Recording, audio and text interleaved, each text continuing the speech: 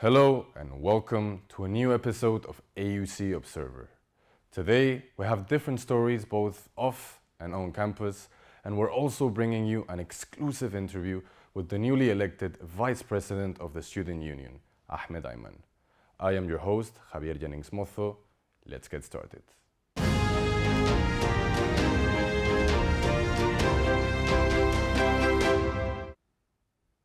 The School of Global Affairs and Public Policy has organized a symposium on climate change in developing countries. More on this in the upcoming report by Hala Majid.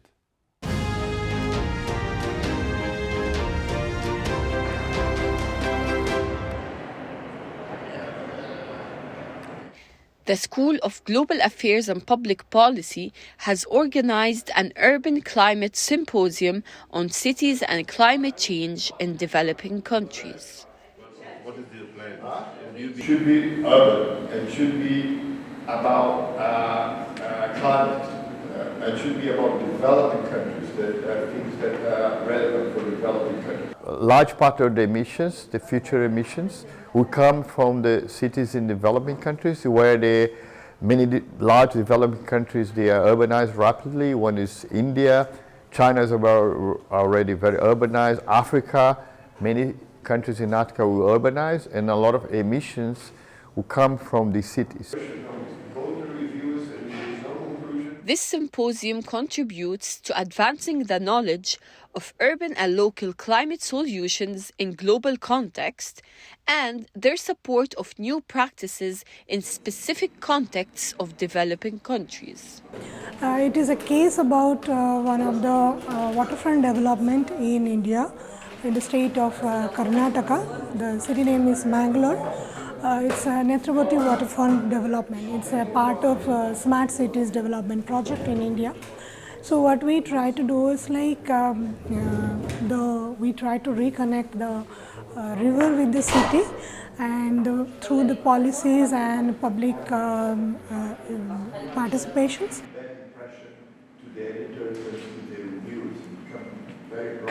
Our paper focuses on the concept of urban resilience and trying to understand across case studies from the UK, from Egypt and from India, how urban resilience manifests in the new climate change policies that a lot of these countries are developing, but also what's happening on the ground.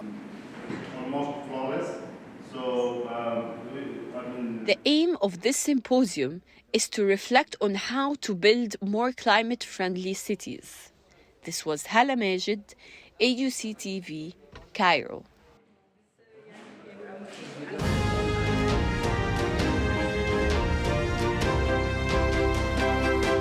Several artists were brought together in an initiative to empower underprivileged children through art.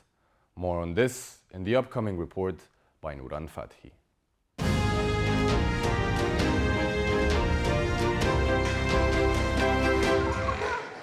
In Azbet Khairallah, an initiative to empower underprivileged children through art took place. Tamkeen is a new initiative that has gathered artists to help the underprivileged children express themselves and help them recreate and broaden their imagination. لما كنت باجي هنا عشان أرسم واتعلم كنت بخاف لحد يضحك عليا من كتر الرسمات اللي انا كنت برسمها وحشه، بس انا كنت بحبها. لما انا بدات ارسم وملاقيش حد بيتريق عليا وبدا الرسم يتعدل وبقى حلو وبقى بيتعرض وكده، بقيت ابقى مبسوطه عشان فني بقى حد بيحبه وما بقاش يتف عليه زي الاول ولا يكرهه ولا حاجه زي كده. The artists were keen to make the children use art in unusual ways to bring unusual outcomes. The children had a chance to create their own little worlds through different forms of art. أتمنى إن أنا أكون حتى دخلت كده جوه عقلهم ولو فكرة جديدة صغيرة ممكن تفرق معاهم في حياتهم يعني، او ممكن حتى ان انا اكون حببتهم في الفن واشوف حد منهم فنان كبير يعني. لانه برضو المدارس بتاثر قوي على الرسم، ان احنا بنرسم البيت بشكل معين، بنرسم فراشه، بنرسم ورده، بنرسم سحاب. فكنت عايزه احس ان هم يعني، كنت عايزه اليبريت ده من القيود بتاعه المدرسه. دي مريحه، دي تتشال، خديها. After finishing their pieces, the artists would give them comments and ask them how they'd like to exhibit their work. The artist Karim Al Hayawan wanted them to use mixed media when exhibiting their pieces. Some of them wanted to do a theater show, and others wanted to sing.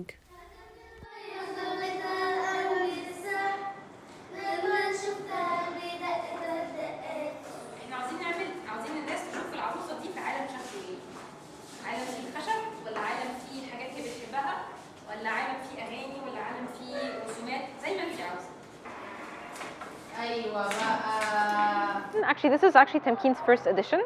Tamkeen is an arts initiative that seeks to highlight the power of expression and the power of creativity. We're hosting about 6 different workshops, and through each one of them, they're trying to express themselves. And more particularly, we're focusing on what stories can come out of these expressions. And so we want to tell the audience that, you know, why does their story matter? People will also understand the power of art itself and what it means to give anyone the chance to express themselves and the chance to be creative, that this could really make a difference, even if small. Tamkeen has given these children a space for freedom, giving them hope for a brighter future. Nuran Fathi, AUCTV, Cairo.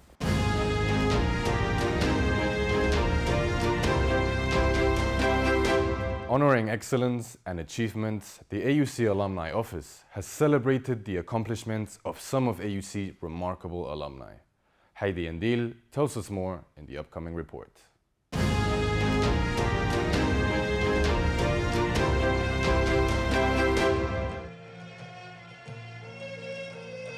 At the heart of AUC Gordons, the Alumni Engagement Office has held the Alumni Awards ceremony to celebrate the achievements of the AUC alumni. Our alumni are a source of pride and are AUC's ambassadors to the world, forming a global network of more than 45,000 leaders, scientists, educators, artists, entrepreneurs, and change agents. You are the embodiment of what we stand for when it comes to excellence and commitment to the advancement of society. I always say we measure our success by yours. The Alumni Award ceremony is a moment of celebration for everyone at AUC. So congratulations to all our awardees tonight, and indeed, you make us proud. Family and friends of the awardees have also attended the event. النهارده أنا أسعد طبعاً إن آخد خطوتين في سوق العمل، وبعدين أنزل ألاقي إنه أنا الجامعة بتاعتي بتكرمني علشان أنا اديت انطباع كويس عن الجامعة. لا لازم أجي وأبقى سعيد. The event included various awards categories in different fields. It's a great honor to be back to AUC. AUC has always been home to me. So it's so lovely to be back and to get such a prestigious award from AUC. It's I really appreciate it. First of all, AUC is my second home, and coming back is such an honor, and I was so touched, and it brings back beautiful memories. So I was so happy to be here, and not only that, be recognized and given the award, distinguished award for athlete. It was so funny how at AUC I never won a championship in my 4 years, but I did it when I graduated. AUC's Alumni Awards ceremony is an annual celebration, but what makes it special every year? Today's event is really one of the most lovable events to my heart, because we are now recognizing our prominent alumni, our distinguished alumni. And as you can see, they are in all walks of life. So you find in athletes, you find in banking, you find entrepreneurs, you find them in social work and community development. So AUC really prepares its students and its alumni to face the world, and they excel in every field. So today we stand and AUC recognizes them and give them the Distinguished Alumni Awards. This event actually has been there since the 90s, since the 80s. So we use every year, at the end of the year, we recognize our alumni in all walks of life. And we send email to all alumni, giving them the different criteria and asking them to nominate their classmates. And then we gather the nomination, we have a committee, and then we select in different awards. When I bit off more than I could chew. Dr. Hakim Mashriqi was also a recipient of the Distinguished Alumni Faculty Service Award. Couldn't end the night without a special performance. And spit it out, I faced it all. A student today, alumni forever. This was Heidi Andil, AUCTV, Cairo.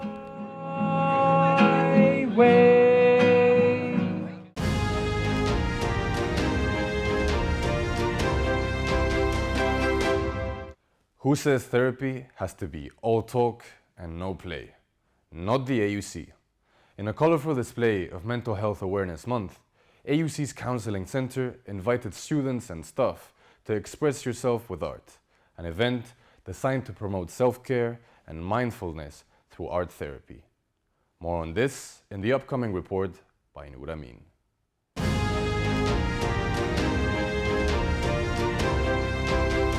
Marking the launch of Mental Health Awareness Month of May, Carol Hamel, Egypt's first art psychotherapist and AUC's alumni, offered an art therapy workshop for the AUC community during the assembly hours.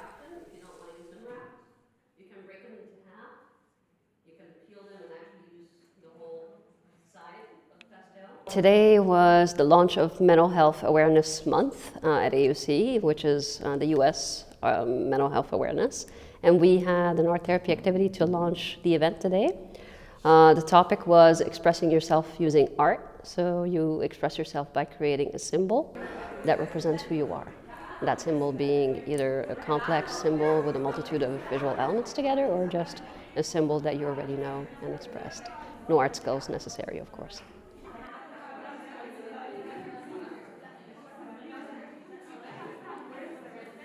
So I think a lot of them come expecting to have fun, which definitely happens in any art therapy sessions anyway.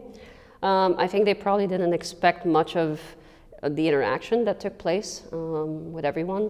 I was actually very specific about the setting, so having the tables, round tables, and different ones so that they can interact together. That was a big part of what we wanted to have. So I don't think they saw too much of it coming. They just came. Some I know come for extra credit, and then they end up actually enjoying the process and learning something. Attendees were greeted by a variety of materials and colors. Each participant was encouraged to choose the materials that spoke to them. So I'm an AUC alum to start with, so I had an art degree here.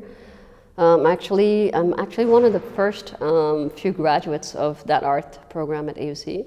And then I pursued my master's in art psychotherapy, and that's at Drexel University in Philadelphia. So I had a semi-minor in psych here at AUC. I just had 2 courses that I lacked, and so I did those as non-degree first before applying to my master's. I chose Drexel because originally this was the Hahnemann program. Now the Hahnemann program is actually the first graduate art therapy program in the world. It started in 1967. So I wanted that kind of credibility. Art therapy didn't exist in Egypt, and if it did, it was on that scale of an art activity that we call art therapy, but it wasn't really art therapy. So I wanted to go to that school that started it all. I had great professors. Many of them are actually founders of the field and founders of some assessments and techniques. So it's actually really cool. It's almost like you went to study with Freud. This is a mental health profession that requires proper training. Same with medicine. You can't have a doctor that didn't go to med school. Unfortunately, because of the idea of using art combined with psychology, a lot of it think it's almost like pseudoscience. So they kind of think that, oh, we'll just grab that course or take that training and I'm an art therapist, and so falsely claim that they're art therapists. Now, because we know that art therapy or art making in general expresses your unconscious automatically, like it is an automatic outlet for your unconscious. If you don't know how to regulate that, and if you don't know how to deal with that after it's out, you may cause more harm than good. And that's my problem and every certified art therapist problem with people who are unqualified. The positive reactions demonstrate the importance and need for more events like this to raise awareness and promote mental health in a fun and engaging ways. Noor Amin, AUCTV, Cairo.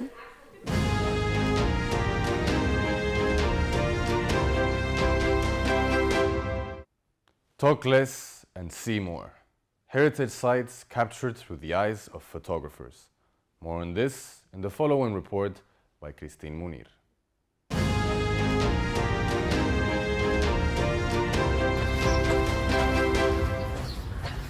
Photo Walk.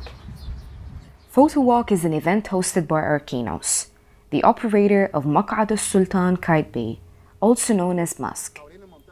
The Arts and Culture Center operates in the Grand Reception Hall in the Sultan's magnificent funerary complex in the Desert of the Mamluks.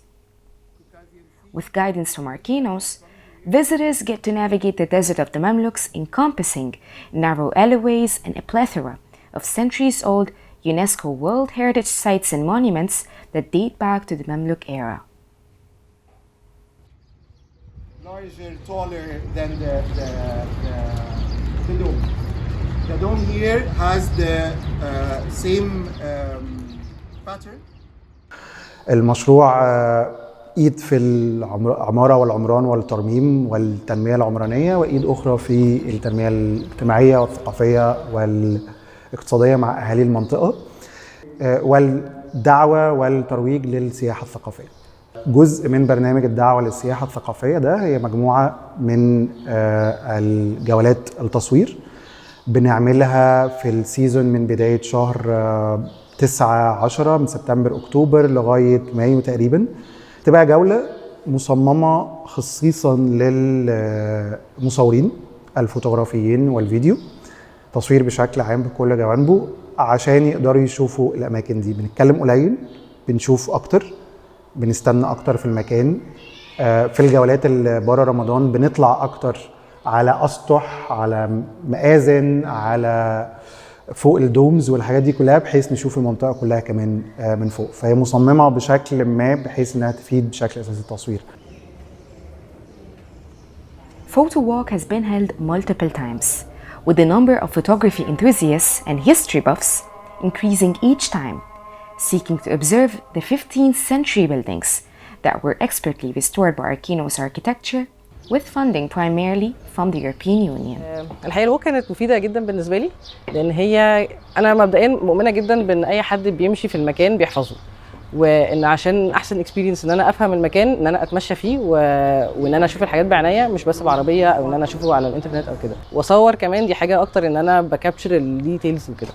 فدي بالنسبه لي كانت يعني زي بيرفكت ميكس، ان احنا نصور وان احنا بنمشي وان احنا بنشوف المكان وان في حد كمان جايد بيدينا زي جايدد تور. دي حاجه برضو مميزه.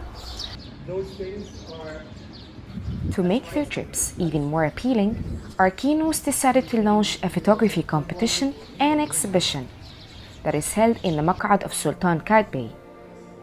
Followers on social media can see the wonderful photos taken during each photo walk on the hashtag Visit Qaitbay on Instagram. A professional jury would usually select the winning photos that would be exhibited in the Maq'ad of Sultan Qaitbay at the end of each photography season. This is Christine Munir reporting for AUCTV, Cairo.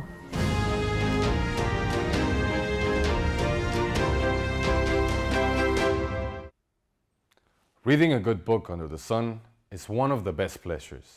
The AUC Book Fair, celebrated in the heart of Cairo, was a great opportunity to buy incredible books at a very fair price and enjoy the spring in the beautiful Tahrir campus.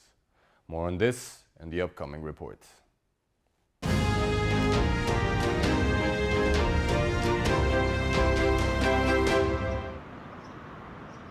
A sunny spring day at the Tahrir campus of the American University in Cairo. Maximilien Picard, an international student from New Cairo, is visiting this campus for the first time. The reason? AUC Tahrir's book fair. During the morning of a Thursday with no classes because of a festivity, the book fair is relatively empty and allows readers and buyers to take their time to choose their books. While Maximilien, the French student, scouts for books of his interest, Khaled Saoudi, the marketing specialist of the event, makes sure everything is in order during the first day of the fair and explains us the main reasons behind celebrating it. So AUC Tahrir Book Fair is about providing the biggest English selection of books to the audience with best prices in town. We have bargain books that start from 20 LE and up to 75%. And we have offers inside the bookstore itself for the best sellers and new titles, combined between AUC Press books and general books with 20% discount on all of the books. After allowing himself some time to get lost between the bookshelves, seems like Maximilien has found a couple of books to buy. Can I pay by card? Sure. Do you need a backwood? I'm putting this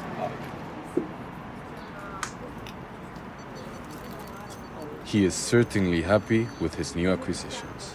I come from Sciences Po, Social Sciences University in Paris, and I could find really interesting books talking about politics, internal, external, and in general, like all the social issues I'm interested in.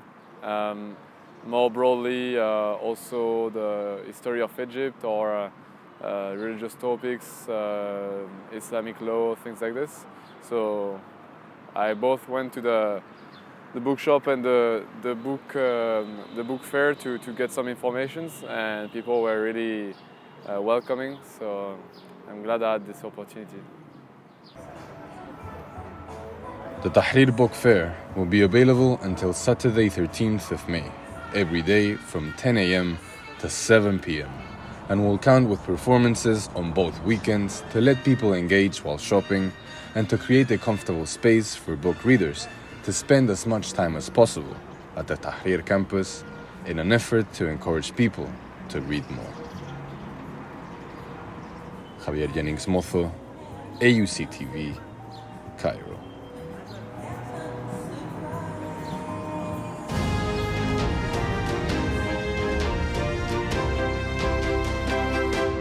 The Eye on the World exhibition showcases a selection of journal covers from the Cairo Review of Global Affairs publication, highlighting key issues and events over 12 years.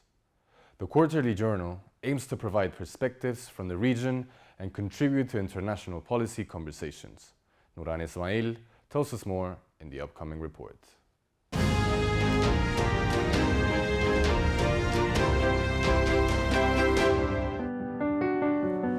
The photographic gallery, formerly known as the Sony Gallery for Photography, is a distinctive space for the photography and media arts, located in Abdulatif Jamil Hall, AUC, New Cairo. Eye on the World, a Cairo review of global affairs perspective, an exhibition featuring a selection of covers from the Cairo Review of Global Affairs publication.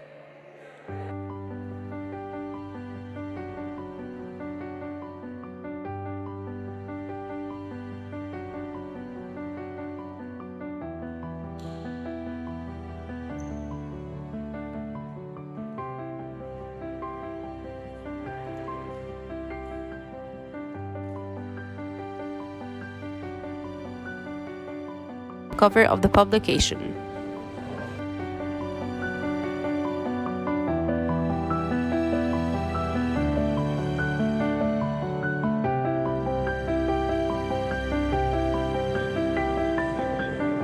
This was Nuran Ismail, AUC TV, Cairo.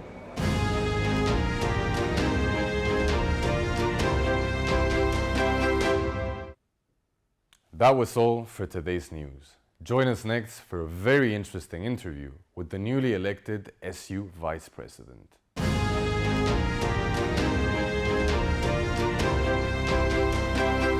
Welcome back. Following up on our report from last week's Student Union presidential elections, we have a very special guest, the newly elected Student Union's Vice President, Ahmed Ayman, who's going to provide us with a fresh perspective and a deeper insight on student politics. Ahmed, welcome to the show. Yeah, thank you. So tell us a bit about your background and how your interests as a kid sort of developed into you having an interest in student politics. It all started with a kid, myself, who started with a dream to make a difference in my community. So it started with a dream, yet without like the road to it. So what AUC provided me, and especially the Student Union, it provided me with the tools I need in order for me to be able to make the difference I always dreamt of. So how does that background, how did that dream push you into now, you know, impacting the student body and overall the Student Union? Ever since I joined AUC as a disappointed freshman myself, as I mentioned in the presidential debate last Sunday. I joined AUC as a disappointed freshman who wanted to travel abroad and to see the world and explore different cultures, different people, different ideologies. And as we all know, Corona hit and we all stayed at home. So I ended up here at AUC. Being a disappointed freshman, I joined AUC with a bit of a disappointment, but with a lot of hope for the future. So I chose to not only settle for what I have, but I also wanted to utilize the resources and the place and the environment that I'm currently in order for me to pursue my dream. How did you turn that disappointment into an actual will to change things?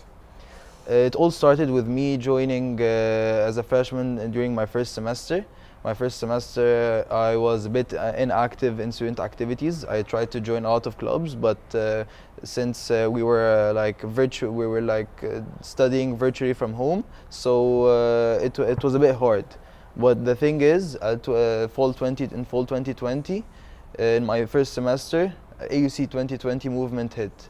And the Student Union declared an AUC movement against the AUC University administration for different wants and different student needs that needed to be addressed.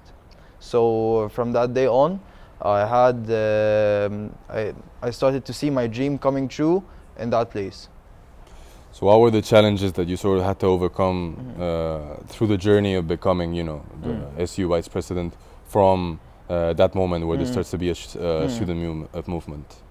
Joining AUC at a time where student politics was starting to decline due to us studying virtually and not being able to access university campus. I had a dream that I kept on hearing from my predecessors in the university of how political life in our university was in the past, and I wanted to re-manifest this into reality again for the upcoming generations. So I kept on working towards this in my first couple of years. This is my junior year right now. And I'm expected to be the vice president of the Student Union in my senior year, and I'm planning to work on this through different aspects by raising political awareness in the student body again. So this was actually our slogan for the presidential elections, which was rebuilding the Student Union.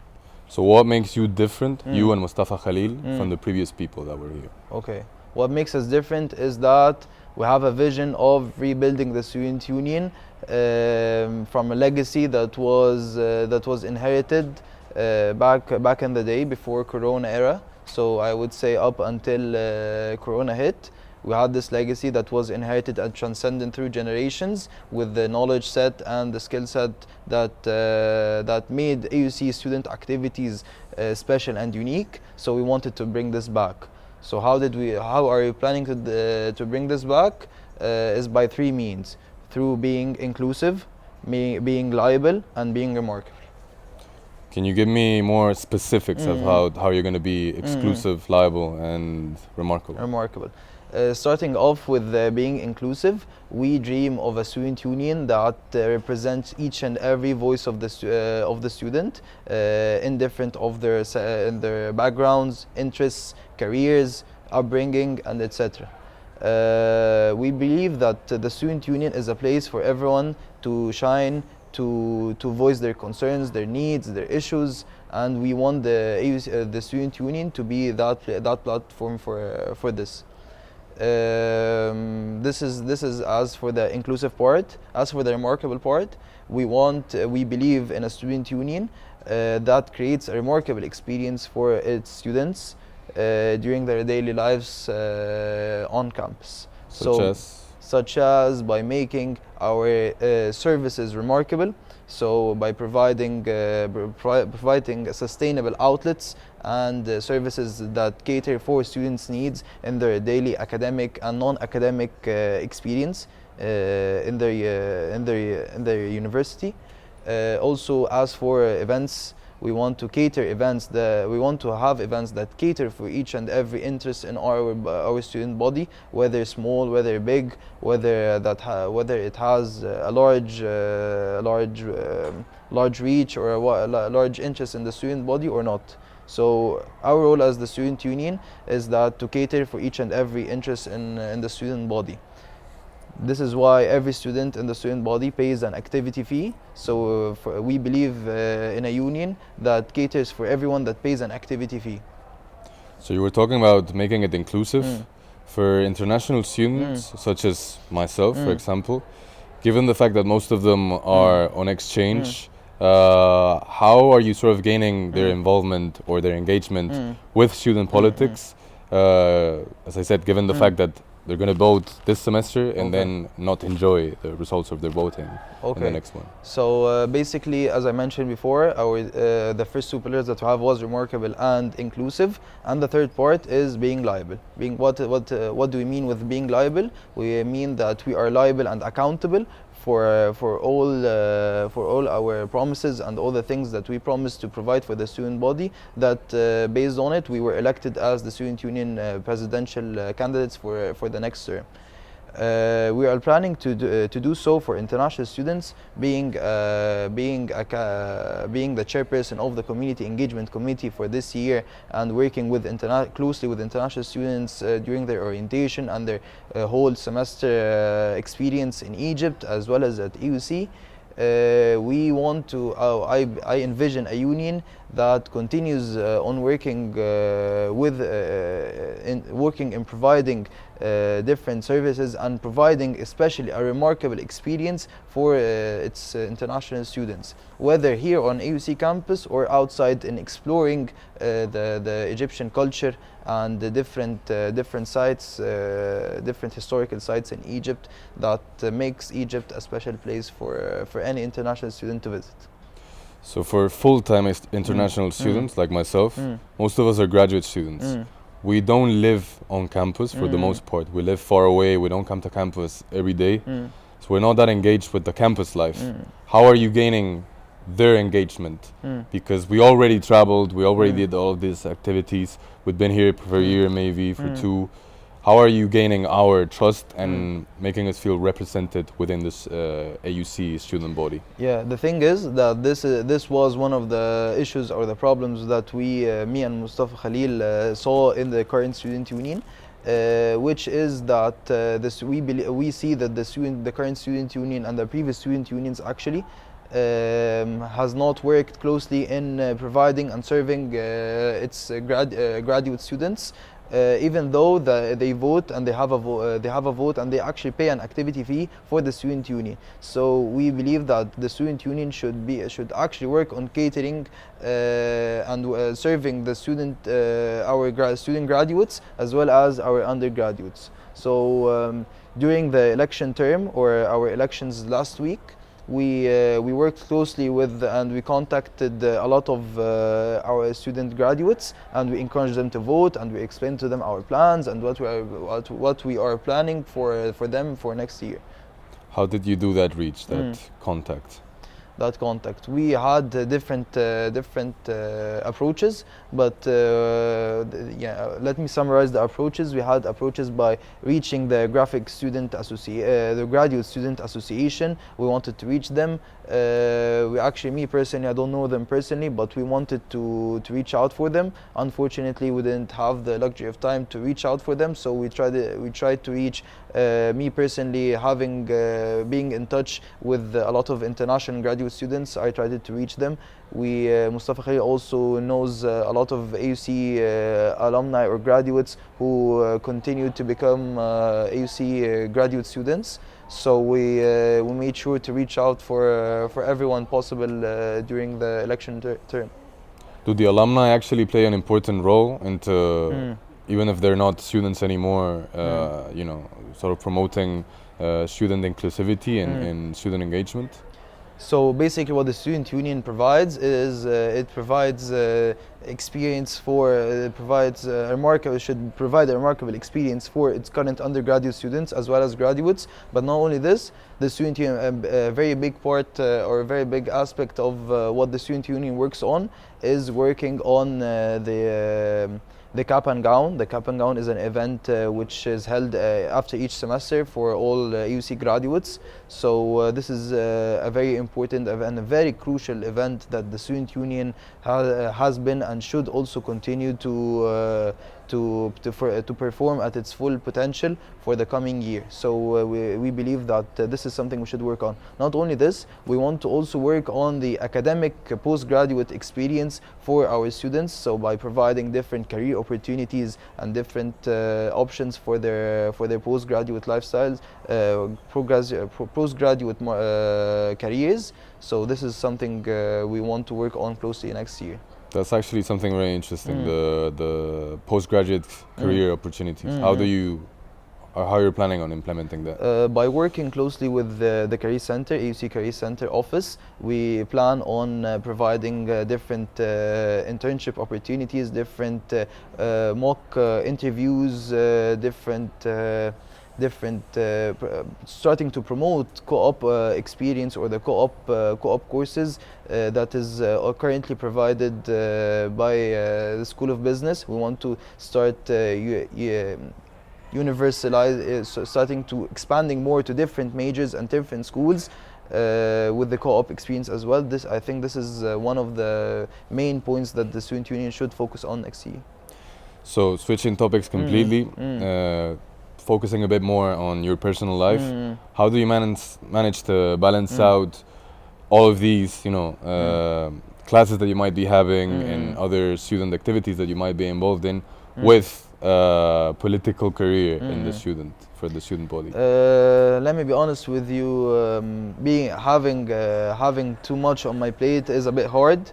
But as a person who is a workaholic myself, I cannot live without having too much on my plate. I think this is how I operate.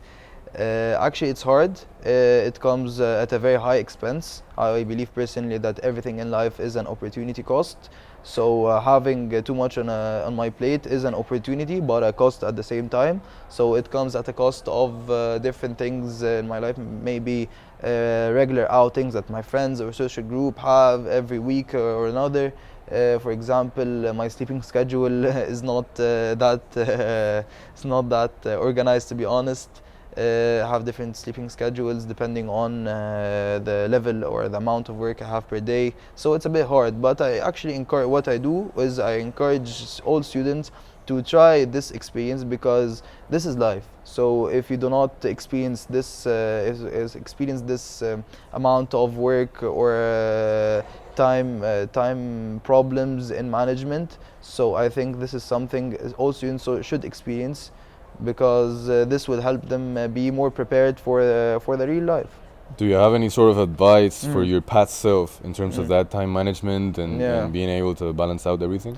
I would say, to be honest, to my previous self, to stop wasting time, start utilizing every single minute or hour I have in my day, because as we all know, we cannot change or you cannot play with time. So the only thing that we can do is utilize the time we have in order for us to to be more efficient in the work we do.